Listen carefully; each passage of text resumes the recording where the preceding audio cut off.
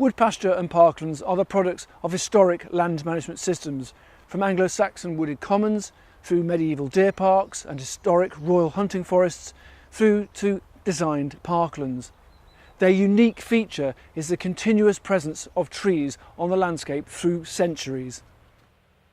The UK supports internationally important areas of wood pasture and parklands, and taking all the UK sites together, this can be considered our rainforest. So important is it to terrestrial European biodiversity. The ancient and veteran trees present on these sites usually have large open crowns and may have been managed by pollarding, whether recently or in the distant past.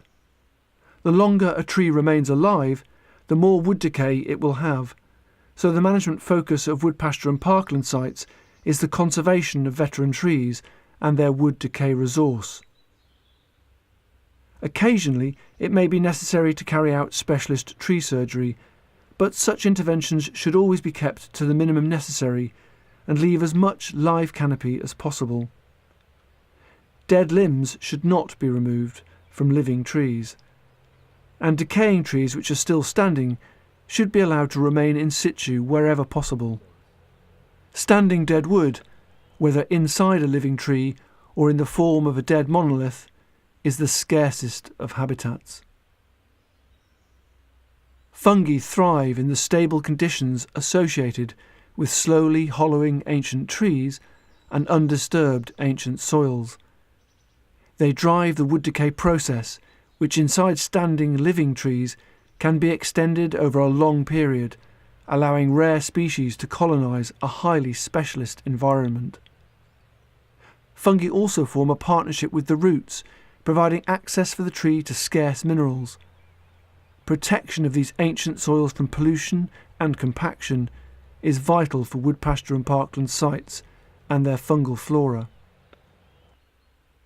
Away from the trees, grazing animals are fundamental to maintain the characteristic open nature of the habitat mosaic. Different types of grazers, with each species having a different way of grazing, will create variety from short turf through to thick tussocks. Cattle and deer are particularly appropriate to graze wood pasture and parkland sites, especially if traditional rather than commercial breeds are employed.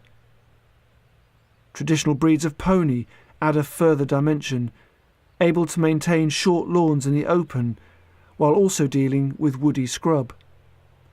Livestock that readily browse woody vegetation rather than simply grazing grass are important for these sites. Mowing is better than no management, but the cuttings need to be removed, and some low-cost, sustainable way of disposing of the cut material, either as hay or green waste, needs to be found. Where machinery is used, lower limbs should not be removed from trees to get access beneath the canopy. The lower limbs are vital for providing energy to the tree for its long-term survival as it ages and its crown shrinks. Ways of protecting tree regeneration will also be required where mowing or flailing is the only option to retain open ground. Ideally, all sites will have recent tree survey data to help understand the population dynamics and identify generation gaps. Often it will be necessary to plant trees or encourage natural regeneration. Where this is the case, new trees should be protected from grazing animals, either with thorny scrub or by using tree shelters of a locally appropriate design. Once the young trees are established, there may be an opportunity to create new pollards and start a new pollard cycle. The product of pollarding is palatable, nutrient-rich fodder which can be fed to livestock. Marketable timber and wood products, such as wood chips, may arise from targeted tree removal during wood pasture restoration, so even neglected sites may offer short-term opportunities for income. The products arising from extensive management of these ancient, wildlife-rich landscapes could have a premium if marketed carefully with branding.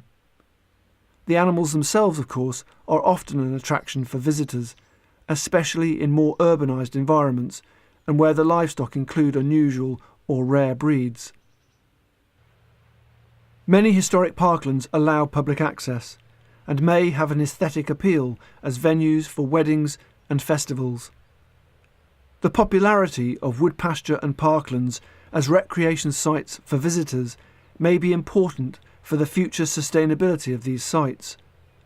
Nonetheless, while this can provide valuable, even essential revenue, public access must be carefully planned and organised to avoid damage to the soils, especially around old and valuable trees. Issues to take into account will include reducing footfall, realigning tracks, and parking. All these activities can damage the soil structure and may cause damage and even death to the ground flora and the trees. It may be necessary to provide on-site signage, risk assessments and careful siting of facilities to minimise impacts.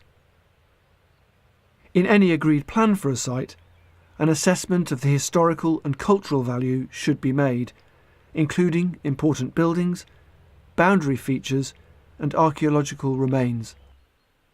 The focus for the management of wood pasture and parkland sites will be to promote the conservation of veteran trees and the wood decay resource. More advice is available on the Vet Tree website, where guides and videos can be downloaded. These publications are there to help you and available all the time.